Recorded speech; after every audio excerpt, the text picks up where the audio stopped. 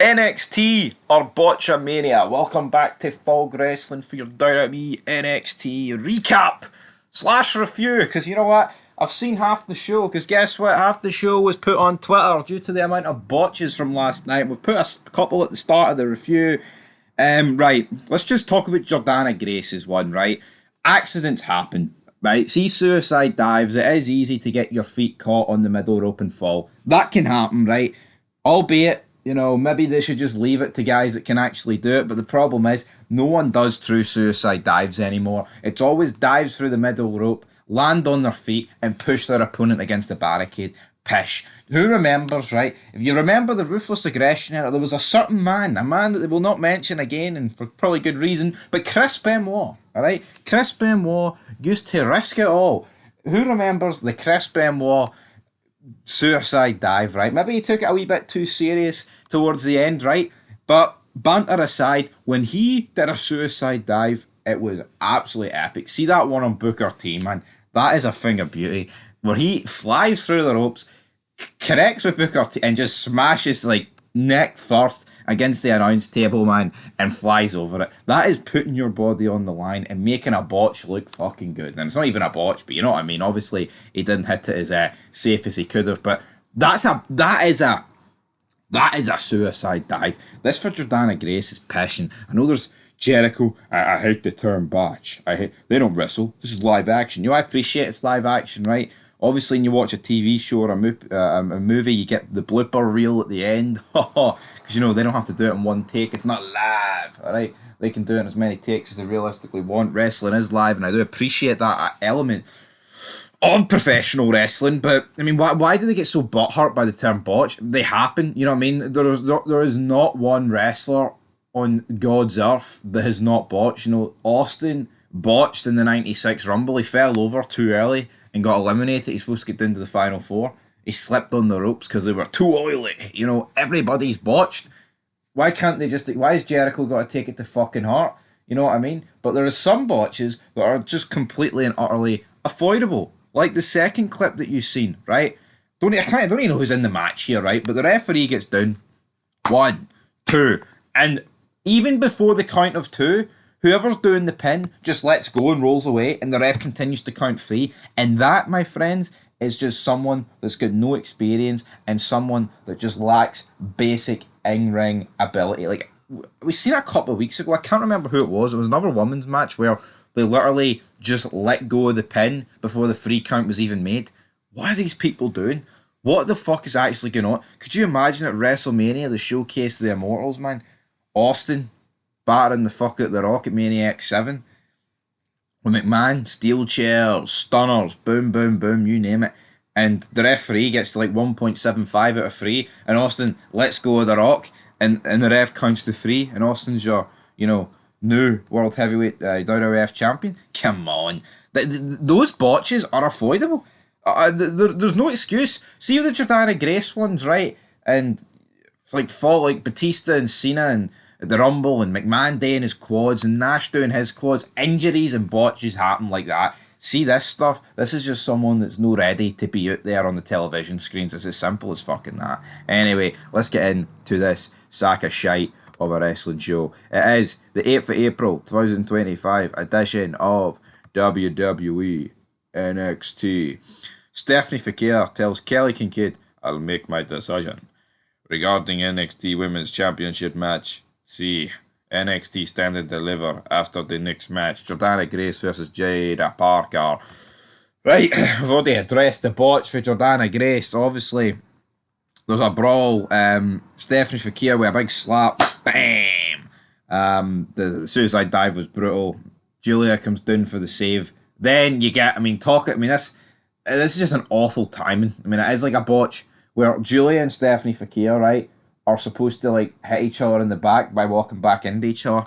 The timing is so off, and these two are considered the 2 best women wrestlers alive. I'm not seeing it. And even before that, man, how fucking shite was it when Julia came down? The offense she was hitting, it was crap. And then here, it's like you're like supposed to be surprised by the fucking turn of Julia on Stephanie Fakir, but she like gives her like a half-ass push before she like properly turns on her. Could you imagine 2002 Triple H and Shawn Michaels Triple H, instead of going, let's get ready to suck it, then booting him in the balls and pedigreeing him. Imagine before he did the whole fucking let's get ready, you know, the whole DX sticky. He pushed him, then he went, let's get ready, then he... No, come on, man, it's crap. It's fucking crap. The people... I mean, how can Shawn Michaels, right, a guy that was literally... A guy that's literally been involved, right, with some of the greatest heel turns of all time. I mean, and I'm not saying this is like, you know, a definitive heel turn here for Julia. It's kind of just turning on our opponent, whatever, who cares. But he knows his way around the wrestling business. How to move. Honestly, I'm getting flustered here fucking talking about it because, like, how do you purposely write it to be this fucking bad? I do not know, but Julia poses with the NXT Championship. Just a mess. Oh, we have to unite these belts because Julia's injured and now she's back taking on for... What the fuck have we witnessed? So, what? What's even get on here? I don't know. Video recap of Ricky Saints capturing the NXT North American Championship last week, and also the attack for Ethan Page. Swipe right came out for a match. I mean, I guess before it we had something from the Cullen. Two fucking jobbers, if we're being honest.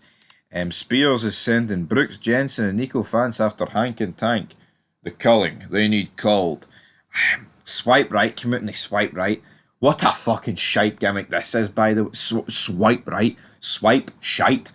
Well, you'd be fucking swiping left all day, you puff. They're taking on Fraxium. Nathan Fraser, obviously, hot for that. Hot crowd on SmackDown, guys, against, what do you call him? Ray Phoenix, that's the name. Jesus, it almost completely eluded me there. Fraxium, when Fraser hits the Phoenix Splash. Yeah, brilliant. Absolutely brilliant. Fallon Henry and Jason Jane bickering with each other about who should represent Fatal Influence in the ladder match qualifier. Jasmine Nix like, I'll step up and represent the girl. Yeah. Ruka then defeats Jasmine Nix with the Soul Snatcher. This might have been the match, right, where the botch happened. I fucking know why. I can't tell half this NXT roster apart. But it was so bad. Like, how are you letting go of the fucking pin with like 1.5 seconds to go of the pin? Like, I just do not get it. You know what I mean? That is like in boxing, which is real, by the way, but here they were trying to portray this as fucking real as ever. That is like in boxing, there's like 2 seconds left, and before the bell rings, one of the guys just puts his fucking gloves down, and then the other guy's like, well, what the fuck, and then just starts pummeling him for the remaining two. It just doesn't happen, it just doesn't fucking happen. You know what I mean?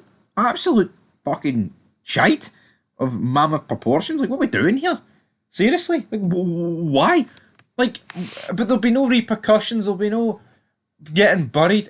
Make no mistake about it, right? See if somebody did that on that shitey show called LFG, which, by the way, I don't even know if they do pins and matches because it's supposed to be portrayed as like real, but obviously wrestling's fake, guys. You can't call it fake. Haku will be at your door. Well, I just fucking called it fake. He can come to the mansion door if he wants to. Can Big Haku, right? But if this happened on that LFG, you just know Bully Ray and Taker would be going through whoever did it. But here we've got someone that's supposedly more experienced on NXT, the third brand that's not developmental anymore, and they're doing this. It's a disgrace. And also that pin I was referring to a couple of weeks ago where they did the exact same thing. It was on Raw or SmackDown. It was definitely on the main roster, so don't really know what's going on there. Sarah Scraber, Sarah, she's backstage with Javon Evans. She's falling asleep here. NXT Championship on the line. Everybody knows what's to know. A reporter tries to ask Julia but why she attacked her best friend. Rematch. Stephanie. NXT Stand and Deliver. We on CW. That was pretty much that. Fourth match. The Culling versus Hank and Tank. The Culling versus Hank. All these bastards need culled. Alright? Yeah. Cullen win. We move on. Right, up next we've got Ricky Saints coming out, Lexis King, Eddie Fort, Wes Leaf and Page. Fucking who's who of jobbers, man. You've just get... It is just jobbers and former AEW jobbers. That is pretty much what this segment consisted of. You know, if Ricky Saints and Ethan Page and Brian Pillman Jr.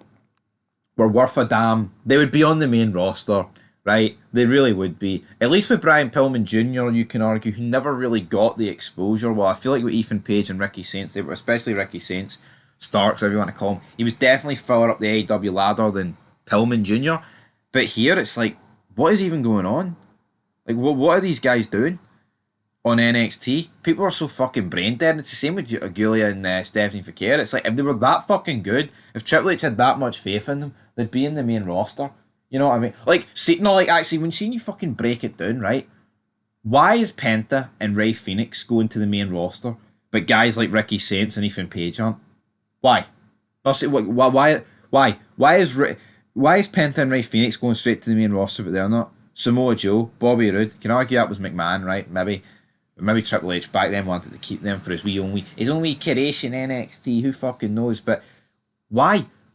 Like, seriously, if Gulia and Stephanie Fakir are considered the best women's wrestlers alive in 2025, why are they not going to the main roster over the dime a dozen Penta and Rey Fenix? Seriously, like, you see, if you actually look at NXT, see apart from Axiom, where are like the Mexicans, you know, the luchadors? There's a serious lack. Rey Fenix and Penta should be down here, but you want to know why they're probably not down here? Because Tony Khan dropped the ball. He starved, he malnourished Rey Fenix. So let's make him look good on SmackDown, guys.